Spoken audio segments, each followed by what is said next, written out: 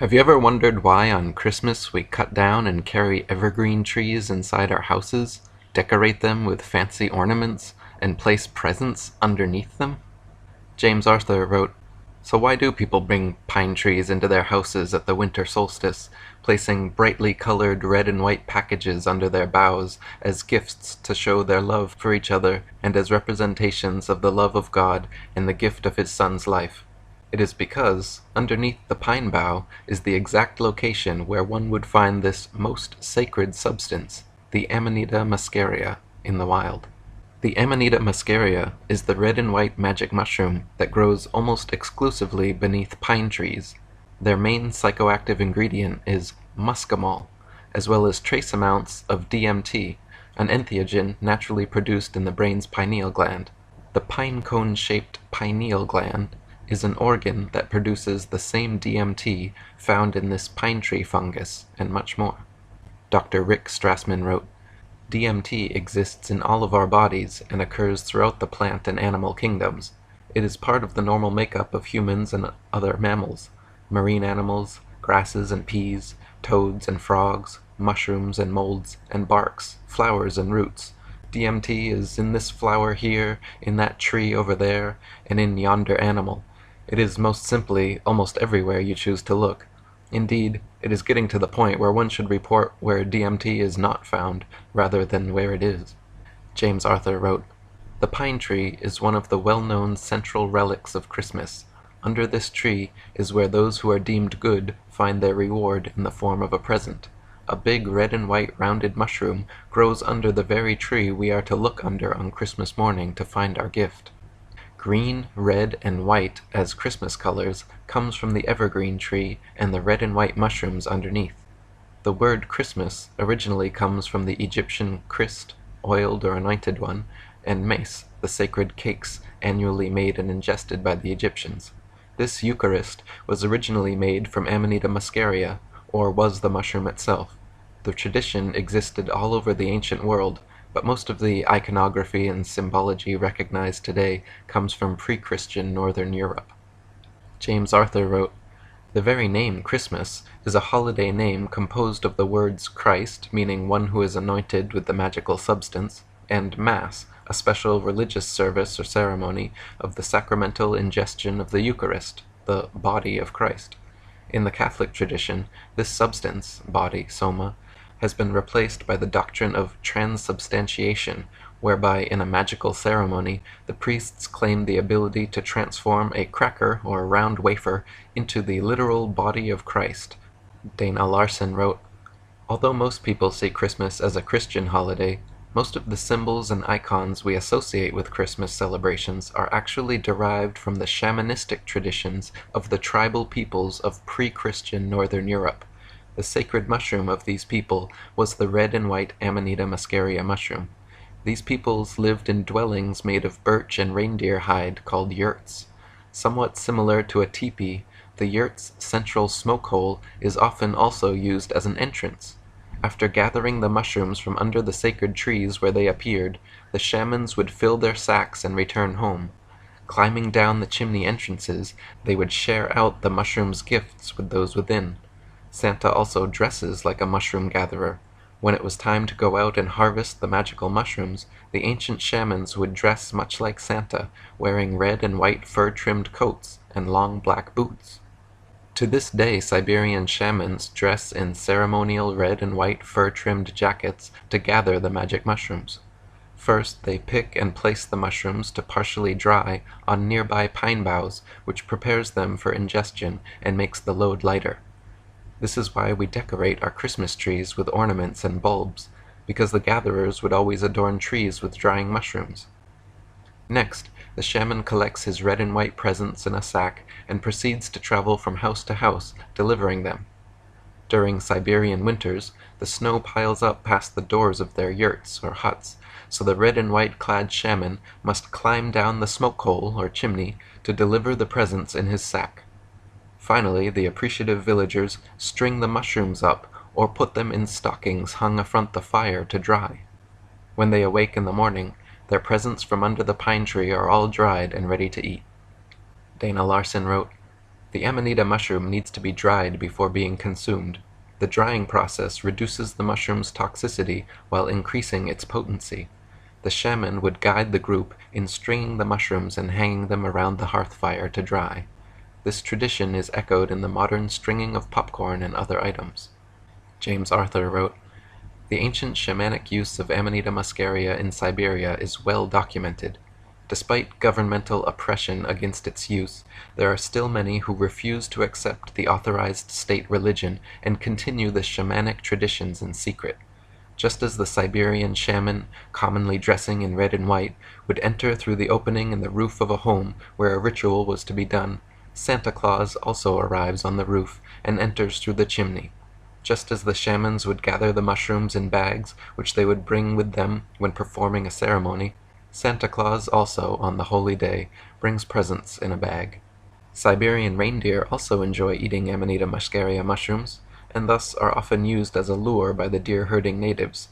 Since one of the hallucinatory experiences often felt on psychedelic mushrooms is that of flying, Santa's flying reindeer most likely derive from this." Dana Larson wrote, "Reindeer were the sacred animals of these semi-nomadic people. As the reindeer provided food, shelter, clothing, and other necessities, reindeer are also fond of eating the amanita mushrooms. They will seek them out, and then prance about while under their influence. The effects of the amanita mushroom usually include sensations of size distortion and flying. The feeling of flying could account for the legends of flying reindeer, and legends of shamanic journeys included stories of winged reindeer transporting their riders up to the highest branches of the world tree. The flying reindeer, sleigh, and the entire Santa Claus mythology originates from Siberia, where Saint Nicholas, the patron saint of children, is a supplanter to the indigenous shamans." James Arthur wrote, "Saint Nicholas, known as the patron saint of children, is the most revered saint in Russia, second only to the apostles. He is the Russian Orthodox Church's supplanter to the native people's highly respected local shaman. A shaman is a holy man that is well acquainted with a form of spirituality that incorporates plant entheogens, which facilitate the NDE, near-death experience, or out-of-body experience. Saint Nicholas may not have been a shaman, yet the symbolism on and coloring of his robes could lend to speculation." Dana Larson wrote, "One of the side effects of eating amanita mushrooms is that the skin and facial features take on a flushed, ruddy glow. This is why Santa is always shown with glowing red cheeks and nose. Even Santa's jolly ho-ho-ho is the euphoric laugh of one who has indulged in the magic fungus." Santa's famous magical journey, where his sleigh takes him around the whole planet in a single night, is developed from the heavenly chariot used by the gods from whom Santa and other shamanic figures are descended. The chariot of Odin, Thor, and even the Egyptian god Osiris is now known as the Big Dipper, which circles around the North Star in a 24-hour period. In different versions of the ancient story, the chariot was pulled by reindeer or horses. As the animals grew exhausted, their mingled spit and blood falls to the ground, forming amanita mushrooms. James Arthur wrote, "It is fairly common knowledge that the Weihnachtsmann, Saint Nick, was an amalgamation of older Germanic Norse gods such as Thor, Donner, Odin, and Wotan. What's missing here is, just as Santa flies through the skies in his sleigh, Odin, as well as the rest, rode through the sky in his chariot, which is depicted in the stars by the Big Dipper. The Big Dipper is the chariot of Odin and Wotan, Thor, King Arthur, and even Osiris of Egypt. The chariot that circles the North Star in a 24-hour period is thus also known as the Sleigh of Santa Claus, because it circles his mythological home, the North Pole. It is no surprise that Nordic Germanic gods have connection to mushrooms in their mythology. As Thor throws his mushroom-shaped hammer to the ground, mighty thunders and lightning cracks cause the real mushrooms to appear. As the horses pulling Odin through the sky in his chariot become overexerted, their blood-mingled spit falls to the ground and causes the amanita mushrooms to grow at those exact points. Probably the first Santa was Osiris in ancient Egypt, who rode his flying chariot to and from the North Pole, was born on December 25th, and celebrated by putting presents underneath an evergreen tree.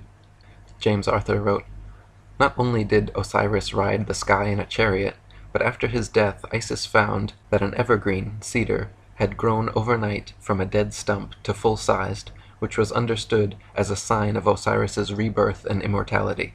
Interestingly, the traditional birth of Osiris is the 25th of December. The 25th of December was also celebrated annually by putting presents around the cedar tree. This tradition is at least 5,000 years old. The birth of Horus to the goddess virgin mother Isis is perhaps the eldest representation of the goddess sun mythology. Yet it is impossible to know this, or the real age of the astrotheological Virgo giving birth to the child god star mythology for sure. However, it is the oldest source I have found. Santa, an anagram for Satan, dresses in red, keeps lists of naughty and nice children, and seems to steal Christmas from Jesus. But if understood in its original mushroom context, Santa's not a conniving, omniscient list keeper. He's an entheogen, a plant or substance which is said to generate the god within. The word entheogen breaks down en for inside, theo for god, and gen for generate. Generate the god inside. If you have ever taken an entheogen, like psilocybin, DMT, peyote, or ayahuasca, then you are already aware of the spiritual or even religious experiences associated with them. As anyone who has tried them knows, and most anyone who hasn't fiercely denies, these entheogens put us directly in contact with that spark of the divine within ourselves. They allow us access to higher consciousness and open our third eyes. The outer material world dissolves, and the five senses return to a state of one sense, one consciousness. James Arthur wrote, "First-hand understanding is through the ingestion of the holy substances, of which there has been so much written that this brief expose merely scratches the surface of. It is this direct communal contact which is truly the means whereby a human being can experience his true spiritual nature. One must take very seriously his or her own spirituality, for this is that which we truly are. As I stated in the opening sentence, this experience is of extremely great value, so much so that I feel it necessary to the evolutionary process of each and every individual, and inevitably to all of mankind. If you have mischief, wickedness, or secrecy in you, then entheogens will take you down into the depths of your own hell. But if you have kindness, love, and truth within you, entheogens will raise you up into the heights of that heaven.